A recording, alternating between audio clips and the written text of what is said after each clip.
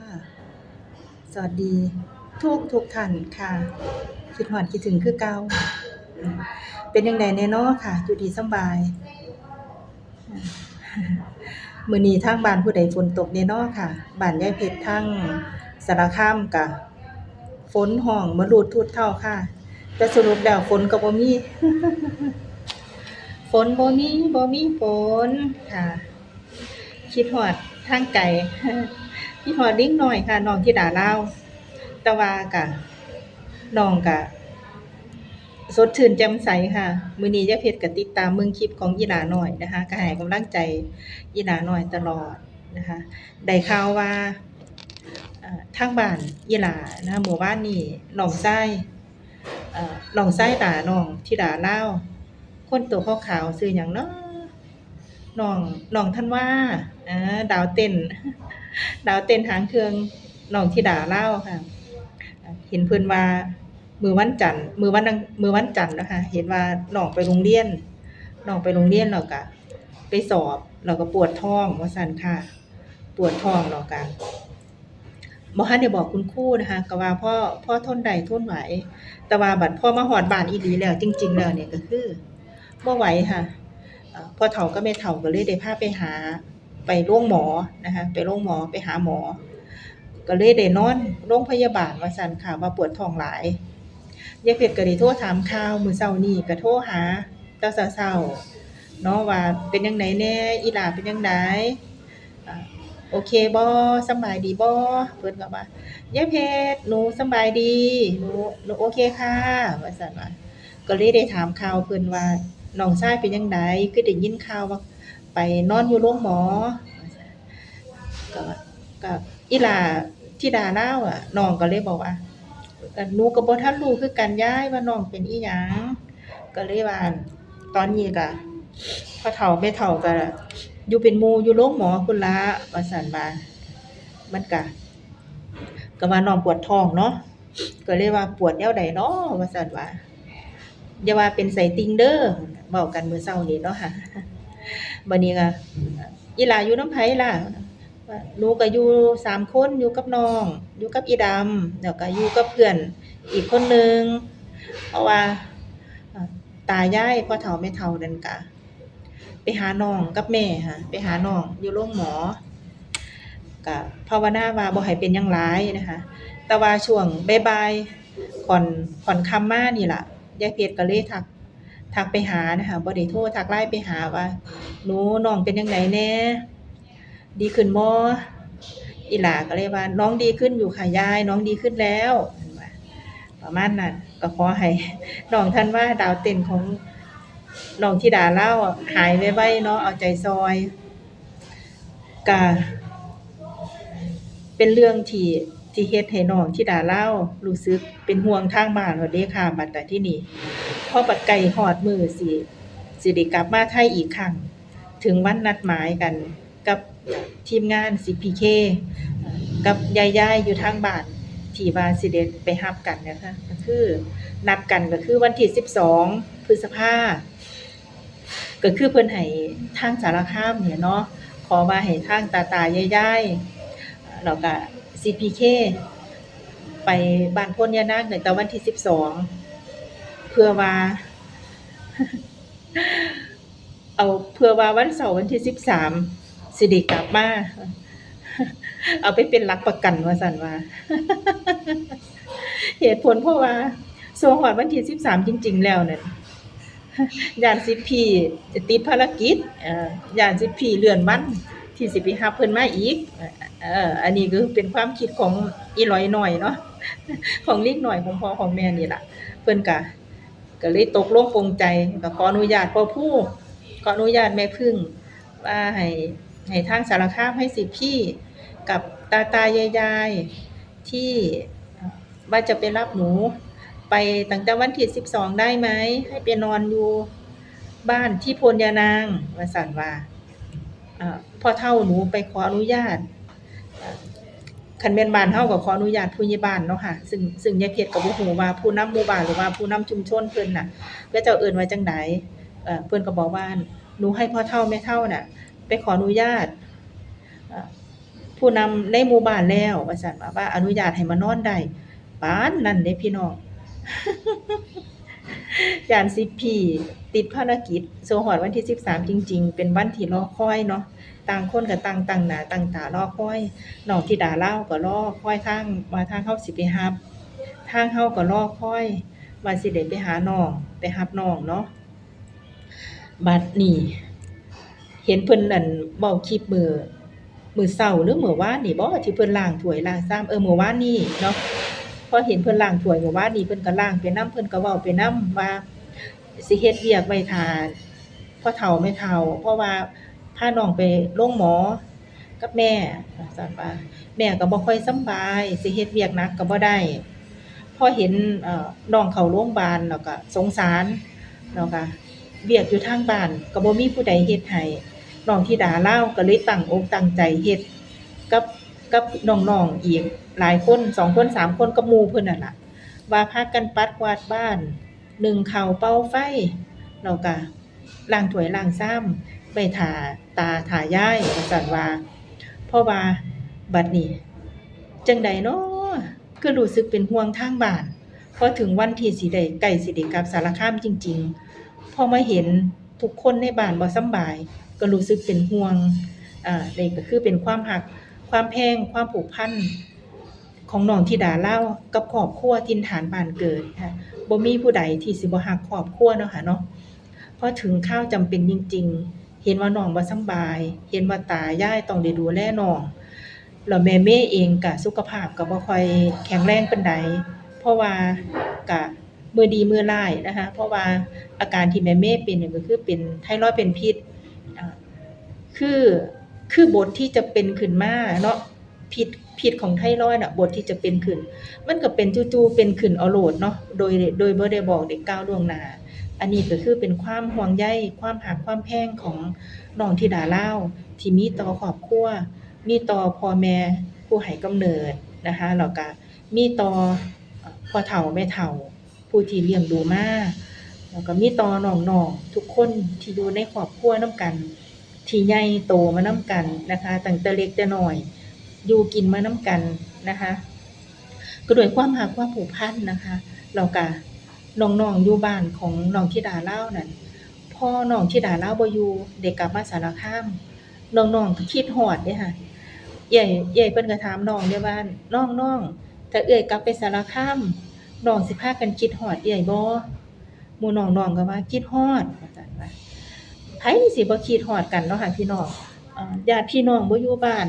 ออกเดินทางไปต่างแดนต่างเมืองก็คิดฮอดกันก็เป็นธรรมดาโดยความรักความแพงความผูกพันที่เฮามีต่อกันที่เฮาอยู่นำกันเนาะโดยเฉพาะน้องธิดาลาวนี่ความรักความผูกพันกับครอบครัวมันก็เป็นพื้นฐานอันดับแรกอยู่แล้วครอบครัวตัวเองนะคะซึ่งการที่มาอยู่กับพี่น้องกับครอบครัวทางสารคามอันนี้ก็เป็นครอบครัวที่สอง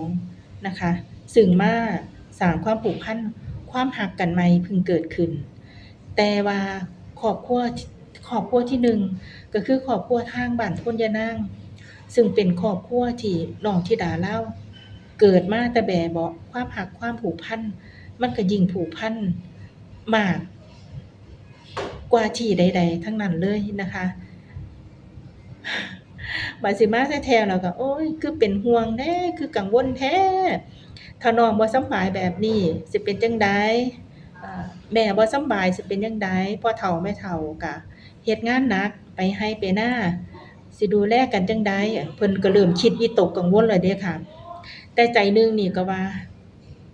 บ่ได้เราต้องสู้เราต้องเป็นเสาหลักให้ครอบครัวเพื่อที่เราสิมาสร้างฝัน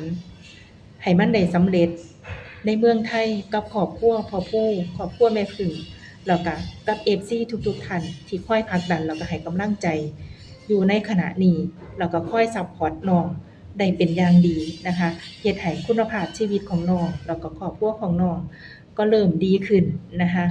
คุณภาพชีวิตของน้องก็ดีขึ้นนะคะครอบครัวของน้องก็เริ่มดีขึ้นการดูแลรักษาแม่ก็น้องก็ได้เงินบางส่วนที่แบ่งไปให้พ่อเฒ่าแม่เฒ่าไว้เพื่อที่จะได้ใช้จ่ายในครอบครัวแล้วก็เอาไว้ถ้ารักษาแม่ แล้วก็เอาไว้ถ้าเลี้ยงน้องพี่น้องเด็กน้อยแค่ตัวส่ำนี้เนาะตะพัดตะพ้อยมาจากบ้านเกิดเมืองนอนมาข้ามมาอยู่กับครอบครัวอีกครอบครัวหนึ่งเป็นเด็กน้อยที่เข้มแข็งอีหลีค่ะจิตใจที่เข้มแข็งอีหลีมาอยู่กับคนอื่นคนอื่นก็คือคนอื่นเนาะถึงเราจะให้ความรักความผูกพันได้มากน้อยอบอุ่นส่ำใดคือบางครั้งความรู้สึกก็ยังคิดถึงบ้านอยู่เหมือนเดิมบ้านเกิดเมืองนอนตัวเองคิดฮอดตาฮอดยายคิดฮอดแม่คิดฮอดบ้านถิ่นฐานบ้านเกิดเนาะที่ให้กำเนิดมามันก็คงบ่แตกต่างแต่จิตใจน้องนี่เข้มแข็งเนาะพี่น้องน้องธิดาลาวนี่มีจิตใจที่เข้มแข็งยายเพชรนี่ก็ยังยอมรับว่ายอมรับน้องอีหลีค่ะอยู่นำกันเนี่ยจะบ่เคยเห็นน้ำตาน้องเลยทั้งๆที่บางครั้งยายเพชรก็เคยกอดเคยสัมผัสน้องเพื่อให้กำลังใจตัวเองเนี่ยนะคะบางครั้งนี่ก็คือน้ำตาซึมน้ำตาออกแต่น้องนี่พยายามฝืนตัวเองสร้างรอยยิ้มออกมากลบเกลื่อนกับความรู้สึกนะคะสร้างรอยยิ้มสร้างเสียงหัวเราะสร้างทำอิริยาบถตัวเองเหมือนประมาณว่าตลกขบขันนะคะเพื่อว่าให้กลบเกลื่อนกับความรู้สึกที่ความรู้สึกภายในตัวเองนี่ล่ะเนาะเพื่อว่าบ่ให้คนเห็นความอ่อนแอของตัวเองทุกคนที่เห็นด้านหน้าออกมานี่ก็คือจะเห็นแต่ความเข้มแข็งความสดใสแล้วก็ความน่ารักของน้องธิดาลาวอันนี้ก็คือเป็นสิ่งที่น้องเฮ็ดแล้วก็น้องคิดแล้วน้องก็ได้ตระหนักนะคะแล้วน้องเข้มแข็งอีหลีแบบนี้เลยค่ะพี่น้องเพชรยกโปให้เลย มารวมกันให้กำลังใจน้องธิดาลาวนำกันนะคะยายเพชรนี่นับมื้อก็นับมื้อนับเว้นเลยเด้มื้อเช้าตื่นขึ้นมาก็เบิ่งปฏิทินบ่นับมื้อนี้นับมื้ออื่น7 8 9 10 11 12อีก5มื้อวันที่12บ่นับรวมวันเดินทางเพราะว่าวันที่12ไปมันคือต้องเจอกันอยู่แล้วเพราะว่าวันที่12น่ะเหลืออีก5มื้อเอ้ายายเพชรก็นับมื้อนับเว้นคือกันแล้วก็บริหารจัดการเวลาเจ้าของเรียบร้อยแล้วนะคะแม้กระทั่งแต่ตาซุนเองนี่ก็บริหารจัดการเวลาแล้วก็ไปจัดแจงเรื่องรถเตรียมความพร้อมแล้วเพื่อการนี้โดยเฉพาะพิเศษนะคะเพื่อที่การที่จะไปรับน้องให้กำลังใจน้องนะคะแล้วก็ไปให้กำลังใจครอบครัวน้องธิดาลาวนำก็ถือโอกาสว่าซึ่งยายเพชรเองก็บ่เคยได้ไปจักเทื่อยายเพชรก็จะถือโอกาสไปเยี่ยมยามถามข่าวพ่อเฒ่าแม่เฒ่านะคะไปเยี่ยมยามถามข่าวแม่เมย์แล้วก็ครอบครัวน้องธิดาลาวแล้วก็น้องๆอีกนะคะญาติพี่น้องอีกแล้วก็ถือโอกาสได้ไปเยี่ยมยามถามข่าวแม่เตือนนำนะคะแม่เตือนพ่อโกโรงน้ำก่อนวารีทิพย์ซึ่งยายเพชรเองก็บ่ทันได้เคยไปนำเพิ่นจักเทื่อนะคะส่วนคนอื่นๆในทีมบ้านศรีวิไลเพิ่นก็ได้ไปกันเบิดซุคนแล้วมียายเพชรนี่ล่ะบ่ทันได้ไปแม้กระทั่งตาพี่ฟ้ายก็ได้ไปมาแล้วเด้ค่ะ ขี้ร้ายแต่ยายเพชรน่ะบ่ทันได้ไปนำหมู่ คราวนี้ก็คือสิบ่ถ้าบ่มีอิหยังผิดพลาดนะคะถ้าบ่มีอิหยังมาเปลี่ยนแปลงแผนที่ยายเพชรวางไว้นะคะก็คิดว่ายายเพชรก็คงจะได้ไปแน่นอน100%เพื่อว่าจะเดินทางไปหาน้องธิดาลาวแล้วก็ไปรับน้องกลับคืนมาสร้างฝันสานฝันต่อนะคะแล้วก็หวังว่าพ่อแม่พี่น้อง FC ที่รอคอยก็จะให้การสนับสนุนน้องแล้วก็รอคอยการกลับมาของน้องแล้วก็คอยสัมผัสน้องคอยซัปพอร์ตให้น้องได้เป็นอย่างดีเช่นเดิมเช่นเคยนะคะก็หวังว่าสิเป็นแบบนั้นช่วยกันเลี้ยงช่วยกันแย่งช่วยกันเบิ่งช่วยกันเด้อค่ะพี่น้องซึ่งยายเพชรก็อ่านคอมเมนต์พ่อแม่พี่น้อง FC ที่ส่งคอมเมนต์เข้ามาก็เป็นพลังบวกทั้งนั้นแล้วก็มีบางคนก็บอกว่าผมคนหนึ่งขอดูแลน้องนำเด้อเพราะว่าผมเห็นแล้วผมสงสารน้องอีหลีว่าซั่นว่าก็เห็นแล้วก็ยายเพชรก็ชื่นใจแล้วก็มีความสุขกับน้องนะคะก็หวังว่าพ่อแม่พี่น้องทุกๆคนสิช่วยกันเลี้ยงน้องธิดาลาวผ่านออนไลน์สมกับเพลงทำคำแทนคำขอบคุณนะคะอ้อมกอดออนไลน์เนาะพี่น้องให้สมกับเพลงนี้อีหลีค่ะแล้วก็ยายเพชรคิดว่าหลังจากบรรยากาศการแยกย้ายกันระหว่างพ่อผู้แม่พึ่งที่ไปญี่ปุ่นน้องธิดาลาวกลับไปโพ้นยะนางหลังจากที่ทุกๆคนกลับมาโฮมกันอีกที่หนึ่งยายเพชรคิดว่า เพลงใหม่น้องธิดาลาวน่าจะเกิดอีกเพลงแล้วล่ะฝากใจไปกับสายลมเนาะพี่น้องแต่สิโตนศาสตร์แต่ว่ามื้อนี้นะคะพี่น้องจะเป็นวันแรกที่บ้านศรีวิไลจะมีการไลฟ์สดหลังจากที่ห่างหายไปนานนะคะโดยที่สิทธิ์ PK ก็กลับมาจากอุบลแล้วสับเสร็จแล้วจากงานบุญบั้งไฟกับภารกิจทางบ้านทางครอบครัวนะคะแล้วก็แม่เจี๊ยบก็สิมานะคะเพื่อว่าสิมาไลฟ์สดหาพ่อๆแม่ๆพี่น้อง FC เพื่อว่าด้วยความคิดฮอดความรักความคิดถึงนะคะเพราะว่าห่างกันมาโดนมาหลายมื้อแล้วอย่าฟ้าวถิ้มอย่าฟ้าวปาอย่าฟ้าวลืมไลฟ์สดบ้านศรีวิไลนำกันเด้อค่ะพี่น้อง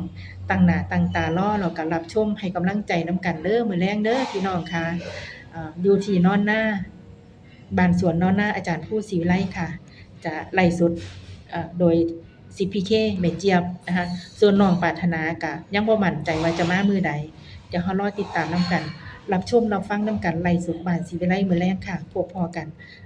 มื้อนี้เราพบพ้อกันไว้เท่านี้ก่อนเดี๋ยวเรามาติดตามกันอีกคลิปต่อไปแล้วก็อย่าลืมให้กำลังใจฝีฝ้ายกับทีมบ้านศรีวิไลอยู่ที่ฝั่งญี่ปุ่นนำเด้อพี่น้องค่ะ